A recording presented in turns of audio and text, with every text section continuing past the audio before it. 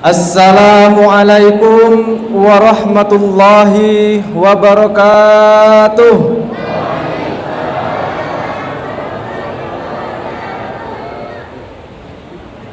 Alhamdulillahil wahidil ahad, al-fardis samad, alladzi lam yalid wa lam yulad wa lam yakul lahu kufuwan ahad.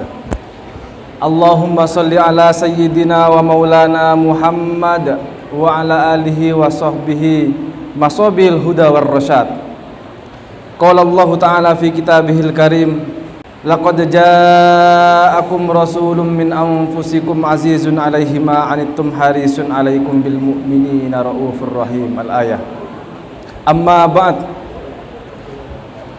Yang kami hormati para alim ulama, para habaib, para asatidzah, para sesepuh, tokoh masyarakat, wabil khusus Ketua Masjid Raudhatul Jannah Bapak Ustadz Beni Arifin SAG, ada dihadiri juga oleh Bapak Haji Hendrian, Ketua Safari Fajar, ada Ketua Masjid Al-Ikhlas Ponorogo Pak Haji Medi, dan juga beserta rombongan, para hadirin hadirat yang berbahagia, akhinal kiram, saudara saya yang berbahagia, saudara Andika yang sedang MC barusan, beserta adik-adik bocil yang berbahagia karena sudah dapat hadiah barusan. Bahagia anda adik-adik? Halo, ini diperhatikan, nanti dapat hadiah lagi. Diperhatikan ya. Halo, adik-adik, mau dapat hadiah lagi enggak? Udah enggak konsentrasi. Diperhatikan ya nanti. Bismillahirrahmanirrahim. Alhamdulillah. Pada kesempatan yang berbahagia ini, di momen yang istimewa, yakni momen Maulidun Nabi, di tempat yang istimewa, yakni di rumah Allah, di masjid, tempat ibadah, tempat sujud, juga bersamaan dengan orang-orang yang istimewa, yakni saudara-saudara kita seiman, seislam. Kita diberikan kenikmatan oleh Allah Subhanahu wa taala berkumpul dalam satu majlis Maulidun Nabi dan juga majlis ta'lim dalam rangka belajar, yang saya yakin majlis ini banyak pahalanya. Majlis ini banyak pahalanya. Ini bukan insya Allah lagi Pak sebenarnya. Ya tetap insya Allah, teman, insya Allah yang pasti. Karena sebagian kadang di Indonesia, kalau sudah insya Allah biasanya tidak jadi itu. Nanti hadir ya insya Allah biasanya tidak hadir, tidak jadi. Itu penyakit lama ya. Tapi insya Allah ini insya Allah pasti kita semua mendapatkan pahala yang besar, mendapatkan barokah dengan menghadiri acara ini. Semoga kita mendapatkan pahala tersebut. Amin amin ya rabbal alamin. Kenapa saya katakan banyak pahalanya, banyak barokahnya? Tapi dengan catatan ya. Dengan catatan niatnya niat ngaji, niat belajar, niat mengagungkan Nabi, niat mensyukuri Nabi. Kalau ada niat yang keliru, maka pahalanya kosong, pahalanya hangus. Sebagaimana halnya sabda Nabi Muhammad SAW yang cukup populer, innamal a'malu binniyat wa innama likulli imri'in ma nawa. Segala amal perbuatan itu bergantung dari niatnya. Ada enggak tadi yang niatan datang ke sini untuk melihat ukhti-ukhti misalnya? Ada enggak? Ganti niatnya. Yang ibu-ibu, saya pengen lihat ustadznya lah, kayaknya lumayan. Siapa yang punya niatan kayak gitu, ganti niatnya. Niat belajar kalau tadi tidak masalah, tapi kalau sudah di tempat ini kita sama-sama memperbaiki niat belajar dan juga mengagungkan Nabi Muhammad SAW. Ada yang salah niat tadi? Ada yang salah niat? Tidak ada ya, alhamdulillah, tidak ada yang salah niat. Alhamdulillah. Kenapa kok saya tadi katakan banyak pahalanya? Kita lihat sekarang, orang-orang berkumpul, bersilaturahmi dalam satu forum, kira-kira banyak pahalanya ndak silaturahmi itu? Dianjurkan ndak oleh Nabi? Dianjurkan ndak? dianjurkan. Kata Nabi, barang siapa yang ingin bertambah umurnya, lapang rezekinya, maka bersilaturahmi. Nah, kita sekarang sudah menjalankan satu anjuran Nabi tersebut, yakni bersilaturahmi. Maka insya Allah rezekinya lapang, umurnya bertambah. Ya kayak sekarang ini sudah ada buktinya. Kita dapat makanan, ya kan? Dapat rezeki ilmu, rezeki makanan dan seterusnya. Perlu diingat, saya beberapa kali melihat video dan juga ceramah dari beberapa orang ketika menjelaskan tentang hadis silaturahmi dan menjelaskan tentang bertambahnya usia. Dikasih contoh, Pak. Contohnya gini biasanya. Silaturahmi nambah usia. Jadi ketika hadir ke majelis taklim, sebenarnya dia meninggal hari ini. Misalnya malam Sabtu tanggal 14 Oktober misalnya. Jam 20.00. Ternyata orangnya silaturahmi sekarang. Akhirnya malaikat bingung, lapor ke Allah. Bilang, "Ya Allah, ini gimana? Orangnya lagi silaturahmi." Kemudian diundur saja.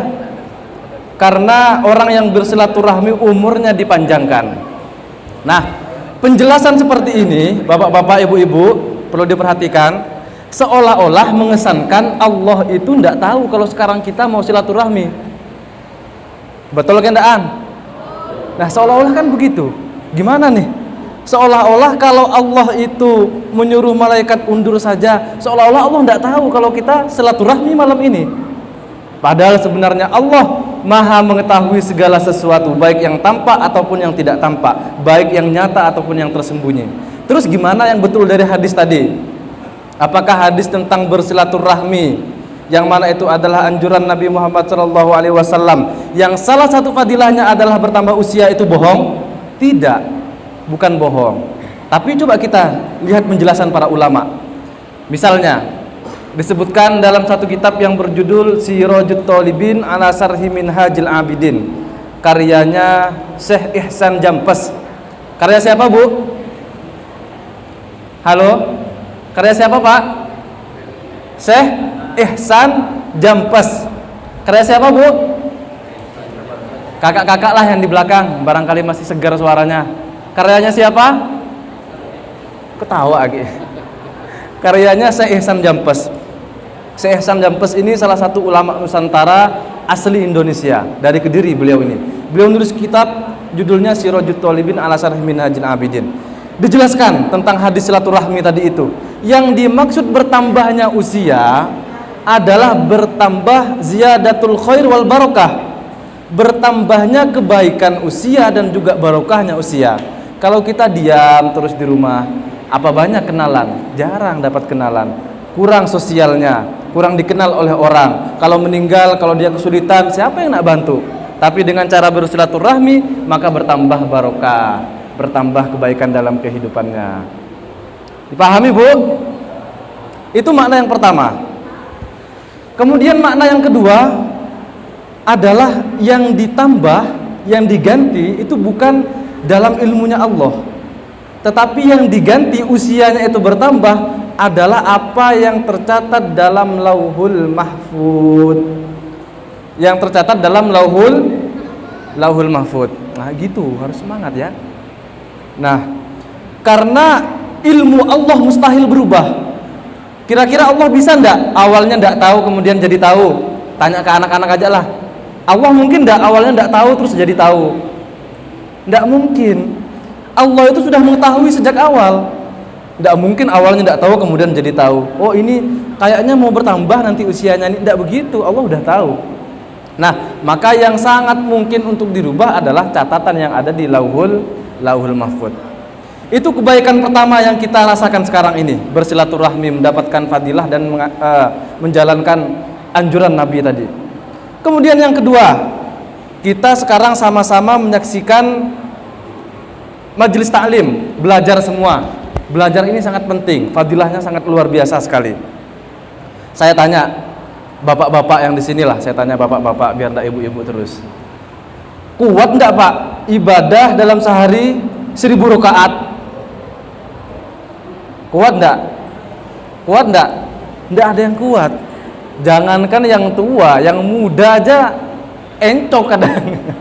Kalau sudah disuruh ibadah, jangankan 1000 rakaat, 100 rakaat aja udah bingung, apalagi 1000 rakaat. Nah, tetapi pahala tersebut bisa ditebus dengan cara belajar. Bisa ditebus dengan cara belajar. Mana landasannya? Landasannya adalah sabda Nabi Muhammad SAW. Kata beliau, barang siapa yang belajar julu suka sa'atan khairun min ibadati alfi sanatin. Duduknya jenengan semua ini, bapak-bapak, ibu-ibu, adik-adik, kakak-kakak, abang-abang, semuanya yang hadir, sebentar saja, 1 jam saja katakanlah demikian, itu pahalanya lebih baik daripada ibadah 1000 rakaat 1000 tahun. Waduh, itu luar biasa sekali. Catatan pertama. Catatan yang lain, orang yang bertaubat itu belum dinilai bertaubat kalau dia tidak mau nambah ilmu. Orang yang bertaubat, saya ulangi, tidak dinilai bertaubat kalau dia malas belajar, tidak mau nambah ilmu. Apa buktinya? Hadis Nabi Muhammad SAW. Man taba walam yata'allamil ilma falaisa bitaibin. Barang siapa yang mengaku bertaubat tapi dia tidak mau belajar, tidak mau hadir ke majelis taklim, tidak mau ngaji, maka dia belum dianggap sebagai orang yang bertaubat. Alhamdulillah, setidaknya bapak-bapak, ibu-ibu yang hadir di sini sudah menunjukkan 1 poin tadi itu. Kita betul-betul ingin bertaubat kepada Allah Subhanahu wa taala. Kemudian salah satu contoh lagi yang kita lihat, kebaikan yang kita temukan, pahala yang kita rasakan sekarang adalah pahala memakmurkan masjid. Pahala apa? Memakmurkan masjid. Wah, tadi luar biasa sekali cara beliau, Ustadz Beni Arifin, cara beliau menarik anak-anak. Kalau bisa statement atau paradigma sudut pandang asumsi bocil-bocil FF, bocil-bocil ML,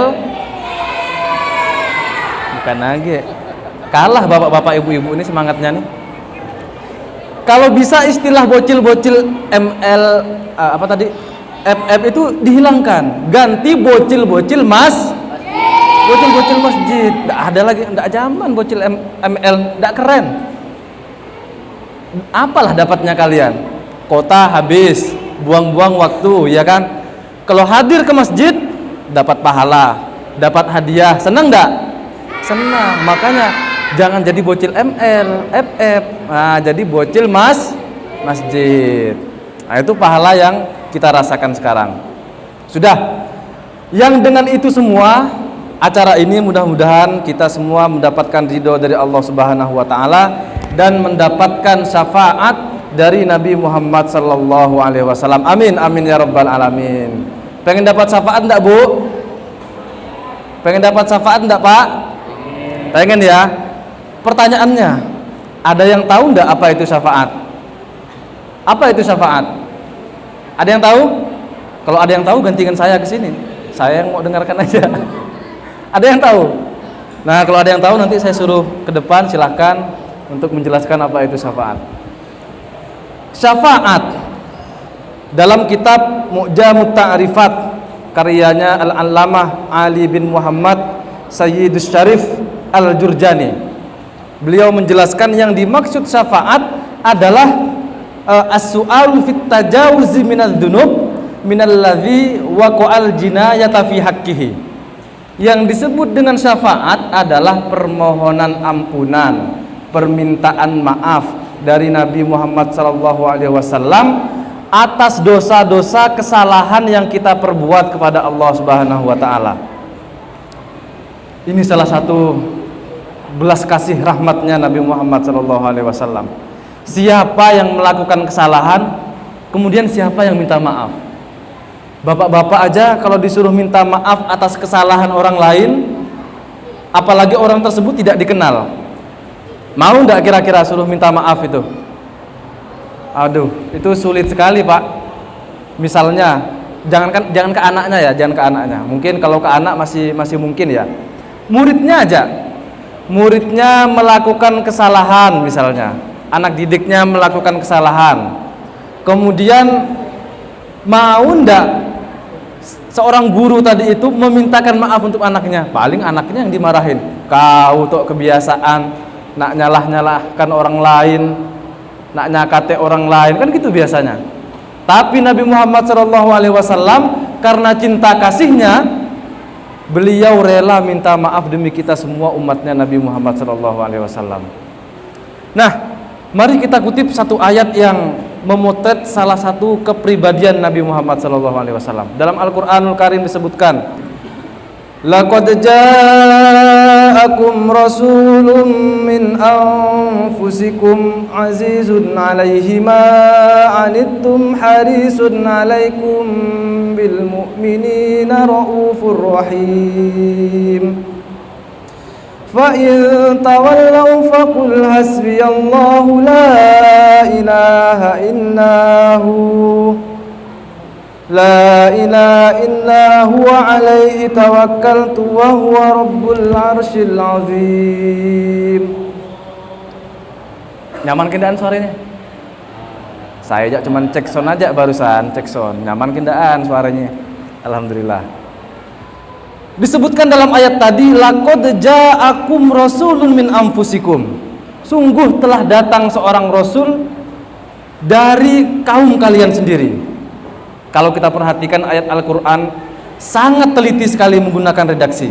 Di situ ayatnya laqad ja'akum, bukan laqad ja'a ilaikum. Nah, ini kalau teman-teman yang ngaji di pesantren tahu penggunaan istilah dalam bahasa Arab.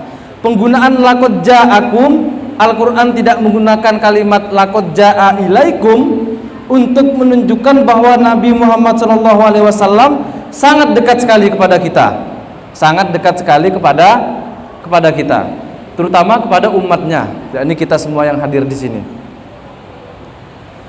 Kemudian dipertegas dengan kutipan selanjutnya, min anfusikum, dari kaum kalian sendiri. Nah, kalau kita lihat di tafsir, misalnya buka tafsir Mafatihul Ghaib atau dikenal dengan Tafsirul Kabir, karyanya Sultanul Mutakallimin Imam Fakhruddin Ar-Razi. Yang dimaksud min anfusikum adalah dari golongan manusia sendiri.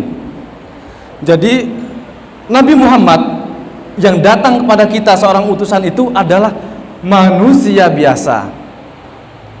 Nah, hal ini sebagaimana pengakuan beliau sendiri yang dipotret di dalam Al-Quran. Kata beliau, bismillahirrahmanirrahim, qul innama ana basyarum mithlukum. Katakanlah wahai Nabi Muhammad, aku ini semata-mata adalah manusia sama seperti kalian semua. Bukan malaikat, bukan dari kalangan jin, bukan dari kalangan makhluk yang lain, tetapi aku ini sama kayak kalian manusia. Tapi baca Al-Qur'annya jangan sampai di situ.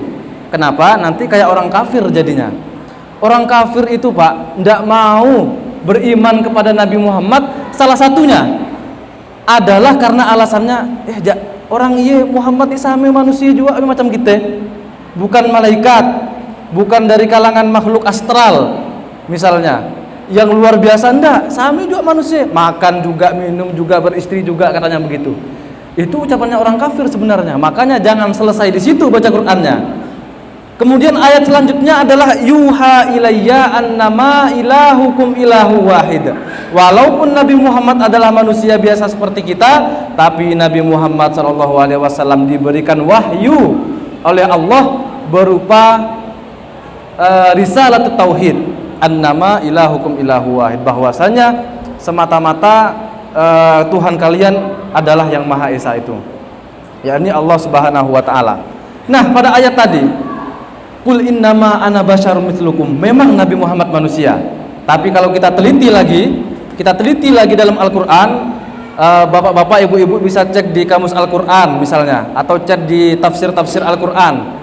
Penggunaan istilah manusia dalam bahasa Arab, yang oleh karena itu kalau baca Al-Qur'an hanya dari terjemah, Pak. Kalau baca Al-Qur'an dari terjemah, Bu, tidak dapat sense perasaan itu tidak kena. Karena bahasanya kurang. Istilah manusia sekurang-kurangnya ada 3 di dalam Al-Quran. Ada berapa, Pak? Ada berapa, Bu? Ada 3 penggunaan istilah manusia di dalam Al-Quran. Yang pertama, manusia disebut sebagai bashar, sama dengan ayat tadi itu, qul innama ana basyarum mitslukum, manusia. Terus apa yang dimaksud bashar itu? Penggunaan istilah bashar di dalam Al-Quran itu menunjukkan manusia dari sisi fisiknya, fisiknya. Betul, Nabi Muhammad adalah manusia secara fisik, secara zahirnya memang manusia. Tetapi kalau diibaratkan batu, maka Nabi Muhammad adalah batu mulia, sementara kita adalah batu-batu kerikil. Kalau diibaratkan logam, beliau itu logam mulia, emas misalnya, permata. Sementara kita ya logam biasa kayak besi. Udahlah besi, masih karatan lagi Nah, itu oleh karenanya kita senantiasa ingin meneladani Nabi Muhammad SAW. Ada satu syair begini, Muhammadun basyarun la kal basyari, bal huwa kal yaquti bainal hajari. Muhammadun basyarun la kal basyari, bal huwa kal yaquti bainal hajari. Nabi Muhammad itu basyar, manusia memang, tetapi la kal basyari, tidak seperti manusia pada umumnya. Dianalogikan, dicontohkan seperti bebatuan. Kalau kita ini batu biasa, tetapi Nabi Muhammad seperti batu-batu mulia, yakni misalnya batu yakut, batu safir, batu zamrud, bapak biasanya pakai. Nah, itu batu mulia semua. Apakah sama batu mulia dengan batu kerikil? Sama enggak? Tentu beda. Batu mulia misalnya safir ya, memang sama-sama batu, cuman ada harganya. Bisa 500.000, bisa 1 juta, tergantung kualitasnya lah. Batu zamrud lebih mahal lagi, tergantung kualitasnya. Tetapi apakah demikian kita semua ini yang batu kerikil, batu-batu kecil biasa ini, apakah tidak berharga? Berharga tidak kira-kira? Tetap berharga. Batu kerikil kalau hanya 1, payah mau berguna, itu payah, susah lah. Bisa, cuman susah. Tetapi kalau berjamaah, berkumpul semua jadi satu truk misalnya, bisa dibangun masjid, bisa dibangun musola, bisa dibangun yayasan, bisa dibangun panti asuhan dan seterusnya, bermanfaat. Itulah pentingnya kita semua ini berjamaah, semua berkumpul di sini kompak semua dalam rangka apalagi bersalawat kepada Nabi Muhammad SAW. Bashar, manusia secara fisik. Ada lagi manusia secara psikologis, secara kejiwaan. Al-Quran menggunakan istilah insan. Istilahnya apa, Pak? Istilahnya apa, Pak? Istilahnya apa, Bu? Insan. Insan ini dari kata uns, artinya kecenderungan. Kecenderungan kita itu 2. Makanya di situ dalam bahasa ilmu nahwu itu disebut sebagai isim tasniyah. Maknanya 2, ganda. Maknanya ganda apa janda? Hah? Ganda ya, oh ganda. Maknanya ganda, 2 berarti. Uns, dari kata uns artinya kecenderungan, insan berarti 2 kecenderungan. Kecenderungan kita kadang baik, kadang buruk. Paginya subuh baik, ikut safari fajar misalnya. Bukan lagi menjamaah, imamnya yang ngimamin Bismillahirrahmanirrahim, sekalinya sholat sendirian ya, bukan lagi ikut jamaah, ikut pengajian, tapi setelah itu kerja, tidak mikir halal haram, tidak memperhatikan makruhnya, tidak memperhatikan lingkungan sekitar, perasaan orang-orang seperti apa. Wah, ini berbahaya. Nah, itulah alasannya kita ini sebagai manusia dari kata insan dengan 2 kecenderungan harus baik-baik mengelola diri kita. Dengan cara apa? Meneladani Nabi Muhammad SAW. Ada istilah lain, manusia di dalam Al-Quran menggunakan istilah an-nas. Istilahnya apa? Istilahnya apa? An-nas. An-nas ini berarti manusia secara kolektif, secara bergerombol, berbondong-bondong, banyak orang, itu nas, berarti manusia. Nah, itu ya perbedaannya ya, tadi ada bashar, ada an-nas, ada juga yang disebut sebagai insan. Nah, sudah. Nabi Muhammad memang bashar, manusia biasa, tetapi kemuliaan Nabi Muhammad SAW ini melampaui semua nabi, melampaui semua nabi. Disebutkan di dalam kitab Kawakibud Durriyah fi Madhil Khairil Bariyah, yang disebut sebagai kitab Burdah. Ada yang tahu enggak kitab Burdah itu gimana sholawatnya? Ada yang tahu enggak? Bacaannya gini, coba kita sholawatan bareng-bareng ya. Bismillahirrahmanirrahim. Maulaya salli wa sallim daiman abada ala habibika khairil khalqi kullihim huwal habibul ladzi turja syafa'atuhu likulli haulin minal ahwali muqtahami. Tahu kan Pak? Ada yang tahu? Ada yang tahu? Oh, enggak tahu ya. Oke. Di dalam kitab tersebut dikutipkan satu bait yang sangat luar biasa sekali yang berbunyi faqan nabiyina fi khalqin wa fi khuluqin wa lam yudanuhu fihi ilmin walau karomin. Nabi Muhammad ini fisiknya di satu sisi, kemudian spiritualitasnya di sisi lain itu melampaui para nabi yang lain, melampaui para nabi yang melampaui, Pak. Tidak hanya dari sisi itu, juga dari sisi pengetahuannya, dari sisi kemuliaannya, juga melampaui para nabi yang lain. Ini kita umatnya beliau, umat Nabi Muhammad SAW harus bangga, karena karena Nabi Muhammad adalah Rasul, Nabi yang terbaik, otomatis derajat kita ini juga diangkat, Pak. Derajat kita juga diangkat. Makanya dikatakan bahwa Nabi Muhammad itu Nabi yang terbaik, kita disebut sebagai umat yang terbaik. Nah, itu karena kemuliaan Nabi Muhammad SAW. Wah, banyak lagi kemuliaan Nabi itu. Ayat yang melanjutkan ayat yang tadi, laqad ja'akum rasulun min anfusikum azizun 'alaihi ma anittum. Nabi Muhammad itu besar sekali rasanya penderitaan kalian semua. Sangat merasakan sekali penderitaan kita, sangat berempati sekali kepada kita semua. Kalau kita merasakan penderitaan, maka Nabi Muhammad juga ikut bersedih.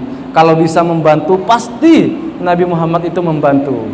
Apakah kita sudah seperti itu, Pak? Nah, ini salah satu akhlaknya Nabi. Bukan kayak kita. Kalau kita ini tetangganya lagi kesulitan, dibantu ndak dibantu, yang ada malah tambah digosipin. Ibu-ibu belakang nih biasanya nih kerjaan ibu-ibu. Bahkan ketika pengajian pun masih sempat gosip kadang. Wah, itu di belakang lu gosip. Wah, iya kasihan nih, gimana nih ceritanya? Wah, tambah digosipin. Dibantu enggak malah digosipin lagi. Sudah. Kemudian harisun alaikum, besar sekali keinginannya untuk menolong kita semua, sehingga kita semua harapannya Nabi itu nanti akan selamat semuanya di dunia, lebih-lebih di akhirat kelak. Makanya kita semua nanti berharap mendapatkan syafaatul uzma. Ini adalah salah satu syafaat yang khusus diberikan kepada Nabi Muhammad SAW. Namanya syafaatul uzma. Namanya syafaatul uzma. Ingat-ingat nih bocil-bocil masjid nih. Nanti siapa tahu ditanyakan. Syafaat yang khusus diberikan kepada Nabi Muhammad disebut sebagai syafaatul uzma. Apakah hanya Nabi Muhammad yang bisa memberikan syafaat? Sebenarnya tidak. Para nabi yang lain juga bisa memberikan syafaat. orang-orang soleh, kemudian syuhada, orang-orang yang mati syahid, para penghafal Quran, hafidh-hafidhoh, itu semua bisa memberikan syafaat juga. Tetapi syafaat yang diberikan oleh para nabi yang lain, orang-orang soleh, syuhada, yang hafal Quran, itu semua dengan izinnya Allah melalui Nabi Muhammad SAW. Semoga kita semua yang hadir di sini bisa mendapatkan syafaatul uzma dari Nabi Muhammad SAW. Beruntung Pak, beruntung kita semua itu bisa menjadi umat Nabi Muhammad. Bisa milih enggak bapak-bapak ini jadi umatnya Nabi? Enggak milih Pak kita. Kita lahir sebagai umatnya Nabi, itu sudah rahmat yang luar biasa. Kita enggak milih, sudah dikasih sebagai rahmatnya, sebagai umatnya Nabi Muhammad. Umat-umat yang lain cemburu. Kalau bisa milih umatnya Nabi yang lain, Nabi Adam, Nabi Idris, Nabi Nuh, semuanya sampai Nabi Isa itu cemburu. Saya kalau bisa mau jadi umatnya Nabi Muhammad. Suatu ketika begini, ada yang mengatakan hadis, tetapi sanadnya kurang jelas, tapi kita katakan sebagai makalah begini. Ada yang mengatakan bahwa umatnya Nabi Muhammad, ulamanya itu seperti derajatnya seperti nabinya Bani Israel. Ulama ummati kal anbiya'i Bani Israel. Ulamanya Nabi Muhammad itu seperti nabinya Bani Israel. Kalau ada yang ulama di sini, ya berarti ya sudah mirip lah dengan nabinya Bani Israel. Nah, mendengar kabar ini, Nabi Musa alaihissalam tidak terima. Nabi Muhammad, permisi sebelumnya saya mau menggugat pernyataan ini, karena Nabi Musa ini nabinya Bani Israel. Nabi Musa ini nabinya Bani Israel. Tidak terima. Katanya ulamanya umat kamu itu sama dengan para nabinya Bani Israel, sama dengan saya dong berarti. Coba buktikan. Oh ya, kalau gitu mari kita buktikan, katanya. Dipanggillah salah satu umatnya, ulamanya Nabi Muhammad, namanya Imam Abu Hamid Muhammad bin Muhammad Al-Ghazali, atau yang dikenal dengan Imam Al-Ghazali. Cerdas sekali beliau ini. Ditanya, oke, ini siapa namanya? Kata Nabi Musa, orang ini siapa namanya? Ulama kamu ini. Coba silahkan dijawab. Imam Ghazali menyebutkan namanya. Saya Muhammad bin Muhammad Al-Ghazali At-Tusi Asy-Syafi'i. Ketawa Nabi Musa. Hahaha. Kamu ini masa begini dibilang cerdas? Saya kan cuma nanya nama kamu siapa. Jadi tidak perlu kamu sebutkan mbah kamu siapa, tidak perlu. Karena dalam bahasa Arab Muhammad bin Muhammad berarti nama saya Muhammad, bapak saya Muhammad, mbah saya Muhammad, begitu. Saya tidak nanya mbah kamu, bapak kamu, saya nanya nama kamu. Masa begini cerdas Nabi? Kata Nabi Musa. Kemudian apa jawaban Imam Ghazali? Kata Imam Ghazali begini,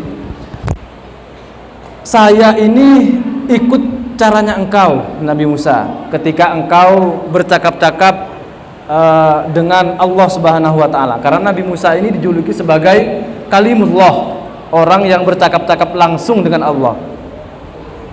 Nah, ketika Nabi Musa itu bercakap-cakap dengan Allah, Allah bertanya kepada Nabi Musa, Nabi Musa, apa yang ada di tangan kamu itu? Apa jawaban Nabi Musa? Di tangan kanan saya ini tongkat Allah. Ini namanya tongkat. Tongkat ini saya buat mengembala, biasanya saya buat untuk ngambil dedaunan untuk kambing-kambing saya dan seterusnya. Padahal yang ditanya apa? Yang ditanya apa yang ada di tangan kamu. Tetapi Nabi Musa menjawab lebih. Oh, kata Nabi Musa, saya menjawab begitu karena saya merasakan nikmat betul bercakap-cakap dengan Allah. Nah, kemudian jawaban Imam Ghazali, ya sama kayak gitu saya sebenarnya. Kalau jenengan ini kan diberi kesempatan untuk bercakap-cakap dengan Allah, makanya mendapatkan kenikmatan yang luar biasa. Saya juga ingin merasakan kenikmatan itu melalui bercakap-cakap dengan engkau Nabi Musa. Wah, dari situ kata Nabi Musa, betul cerdas anak ini. Nah, sudahlah kalau begitu sudah. Ya betul, berarti ulamanya Nabi Muhammad itu secerdas, selevel derajatnya dengan nabinya Bani Israel. Jadi kita perlu bangga nih Pak. jadi umatnya Nabi Muhammad SAW. Allahumma sholli ala Sayyidina Muhammad. Masih semangat belum? Ada yang bilang belum. Udahlah, saya turun aja lah kalau gitu. Lanjut ya. Lanjut cerita aja beginilah. Kita beruntung jadi umatnya Nabi karena garansinya besar. Masuk surga itu garansinya besar. Udah dijamin oleh Nabi. Kata Nabi Muhammad SAW, kullu ummati yadkhulunal jannah illa man aba. Semua umatku ini pasti akan masuk surga kecuali yang tidak mau. Ada yang tidak mau di sini? Yang tidak mau masuk surga? Ada yang tidak mau masuk surga? Coba berdiri. Wih, ada yang berdiri ternyata. Pengecualian. Karena lagi nyuting ya. Yang tidak, ya semua umatku itu pasti masuk surga kecuali yang tidak mau. Nah, kita semua mau, maka tentu kita semua insya Allah masuk surga semua. Apalagi kita punya orang dalam. Kita punya, jangan bilang siapa-siapa, ini rahasia umum ya. Kita punya orang dalam di surga, yakni Nabi Muhammad SAW. Kalau Nabi enak, kita bisa kompromi dengan Nabi karena kita umatnya. Tapi kita tidak bisa nyogok malaikat. Misalnya siapa? Nyogok malaikat penjaga surga. Siapa malaikat penjaga surga, adik-adik? Malaikat Ridwan. Nanti diingat-ingat ya, takut ditanyakan nanti. Nah, ada cerita begini. Ini hanya cerita saja. Ada cerita suatu ketika surga itu kuncinya macet, tidak bisa dibuka. Ini hanya cerita belaka, cerita rakyat lah, fiktif. Surga yang paling bawah, tapi surga yang ya kelas ekonomi lah, bukan kelas VIP, para rasul, para nabi, orang soleh, suhada, orang yang hafal Quran, bukan itu. Tetapi surga yang paling bawah. Nah, surga itu kuncinya tidak bisa dibuka. Gimana nih? Bingung malaikat Ridwan. Kemudian datang seorang muslim dari Jerman. Assalamualaikum malaikat Ridwan, kenapa? Ini kan kita udah masuk, seharusnya udah masuk surga ini. Ini kuncinya macet. Gimana ya? Kata orang Jerman ini. Kata orang Jerman, saya punya solusi. Bisa saya betulkannya, tapi ada anggarannya, Pak malaikat, ada anggarannya, katanya. Oh iya, berapa anggarannya kira-kira? Pura-pura ngitung dia. Anggarannya kira-kira 300 juta. Waduh, kok besar? Iya, karena kunci kami ini yang terbaik, katanya. Kunci kami ini yang terbaik, insya Allah setelah kita buatkan tidak mungkin rusak lagi kayak gini ini. Ini paling made in China ini kalau begini ini biasanya. Kalau buatan Jerman kuat. Oh, bentarlah saya pertimbangkan. Nah, ketika malaikat Ridwan itu mempertimbangkan, datang muslim yang lain, orang Jepang. Datang. Ada apa nih kok kayak bingung? Ini kuncinya rusak. Tadi ditawarkan sama orang Jerman, kata malaikat Ridwan. Mau dibetulkan, tapi anggarannya besar, 300 ribu. Kemudian kata orang Jepang tadi itu, dah ke saya aja lebih aman. Ada anggarannya juga enggak? Oh, pasti ada lah. Berapa anggarannya? 500 juta. Waduh, terkejut malaikat Ridwan. Kok makin besar lagi? Iya, Jerman itu kan asal buat aja. Kalau saya ini 300 untuk buatnya, 200-nya biaya riset. Ada biaya risetnya juga. Kalau kita sudah riset, insya Allah setelah itu aman. Kuncinya tidak mungkin rusak, katanya. Waduh. Terakhir datang nih Pak, satu orang lagi, orang Madura. Datang orang Madura. Wah, dia pakai sarungnya biasanya agak tinggi ya. Datang, kopiahnya miring. Ada apa nih ribut-ribut? Ya, kata orang Madura. Ini saya membetulkan ini, tapi kata orang Jerman dia minta anggaran 300 juta. Ke orang Jepang anggarannya 500 juta. Pusing saya. Mendekat orang Madura tadi itu ke malaikat Ridwan. Ke saya aja Pak malaikat. Berapa emang anggarannya kalau ke kamu? 1 miliar. Duh, kok lebih besar lagi anggarannya? Kok lebih besar lagi anggarannya? Yang 500 juta kita kasihkan ke orang Jepang. Biarkan orang Jepang itu yang betulkan nanti. Terus 500 juta yang lain, 500 jutanya kita bagi 2. 500 jutanya lagi bagi 2. Malaikat mau disogok. Waduh, malaikat langsung, oh kamu ini. Langsung lari orang Madura tadi itu. Ini untung saja umatnya Nabi Muhammad. Kalau bukan umatnya Nabi Muhammad ini, mau saya tendang lagi ke neraka. Allahumma sholli ala Sayyidina Muhammad. Nah, salah satu cara agar kita mendapatkan syafaat dari Nabi Muhammad SAW adalah meneladani beliau, terutama meneladani akhlaknya beliau. Kita perhatikan akhlak beliau ini sangat luar biasa sekali. Allah yang mendidik langsung, Allah juga yang memuji. Nah, dalam hadis disebutkan Adzabani Rabbi fa ahsana ta'dibi. Yang mendidikku ini, kata Nabi Muhammad, adalah Tuhanku sendiri. Nah, oleh karena Allah yang mendidik langsung Nabi Muhammad, maka sudah jelas tata keramanya, akhlaknya itu yang terbaik, pendidikan yang terbaik. Coba kalau sarjana-sarjana pendidikan yang sekarang, sarjana pendidikan, sarjana ekonomi, sarjana filsafat, sarjana hukum, waduh ini adabnya udah kurang semua ini. Tidak kayak adab yang diajarkan oleh Allah Subhanahu wa taala langsung. Dan Allah sendiri yang memujinya, sebagaimana halnya dikutip tadi oleh Ustaz Beni Arifin, akhlaknya beliau itu khuluqin azim, la'ala khuluqin azim. Yang dimaksud itu la'ala itu lebih tinggi lagi. Ada akhlak yang terpuji, akhlaknya Nabi itu lebih tinggi lagi, lebih luhur lagi. Nah, maka pantaslah Nabi Muhammad itu diberi nama sebagai Muhammad. Karena Muhammad ini gabungan dari kata Hamid, Mahmud, Ahmad. Muhammad dari kata Hamidah, Ha, Mim, Dal. Artinya adalah pujian. Artinya apa, Pak?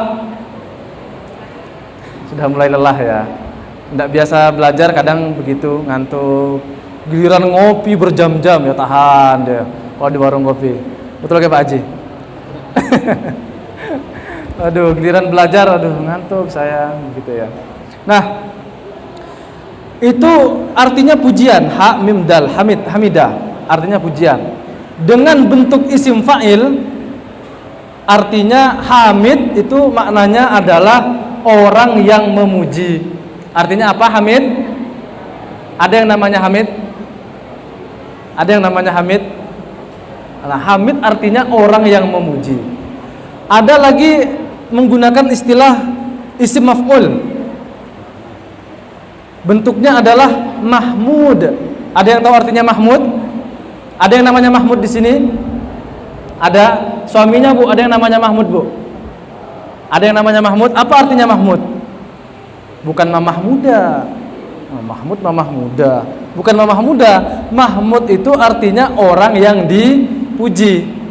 Nah, ada lagi penggunaan istilah Ahmad.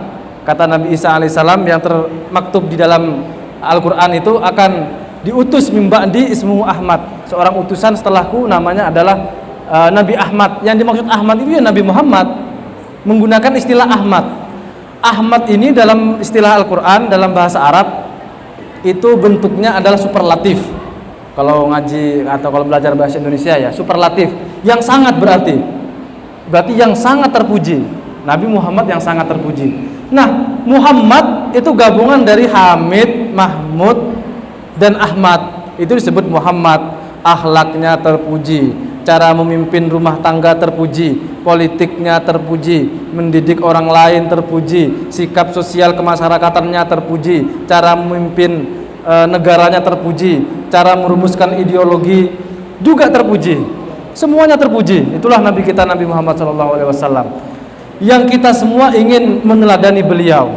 Kalau sudah meneladani beliau, maka kita insya Allah akan menjadi pribadi yang insan kamil. Pribadi yang insan kamil. Artinya insan kamil adalah manusia yang paripurna, manusia yang sempurna. Nah, Nabi Muhammad ini ada pertanyaan nih, Pak. Nabi Muhammad sempurna ya, betul ya? Betul kan enggak, Anto? Mundaan betul perlu dipertanyakan. Nabi Muhammad adalah sosok pribadi yang insan kamil, manusia paripurna. Pertanyaannya adalah, apa bukti beliau itu membutuhkan Allah? Apa buktinya?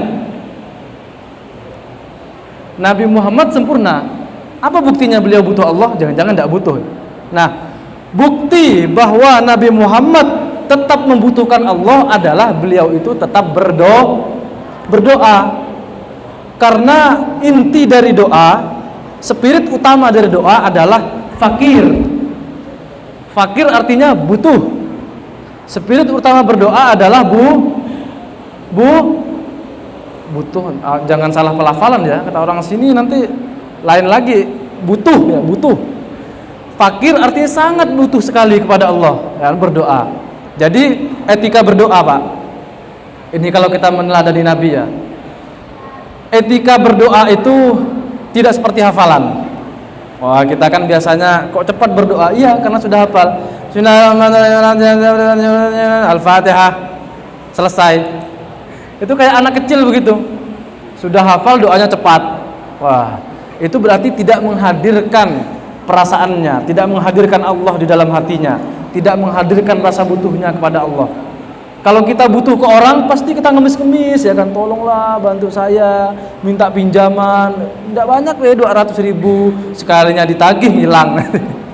Nah, kalau kita butuh itu dengan cara merayu-rayu seperti itu.